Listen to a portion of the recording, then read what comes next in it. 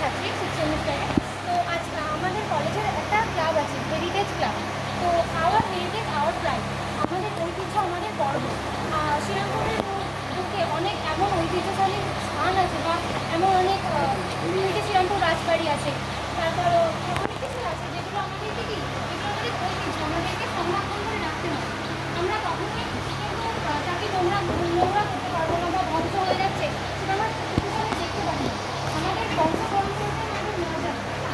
তো আমাদের সকলের উচিত কিন্তু আমাদের ঐতিহ্যটাকে, আমাদের হেরিটেজটাকে কিন্তু সংরক্ষণ করে রাখা। সেটা যে কোনো উপায় হতে পারে, সেটা বিল্ডিংটাকে ঠিকঠাক করে মেরামত করা বা সেটাকে নোংরা না করা, এই কোনো এই যে ফেরিঘাটটা, এটাও কিন্তু আমাদের হেরিটেজের আন্ডারেই পড়ে। সেটা অনেকেই হয়তো জানেন না, কিন্তু এটা আমাদের হেরিটেজের মধ্যেই পড়ে।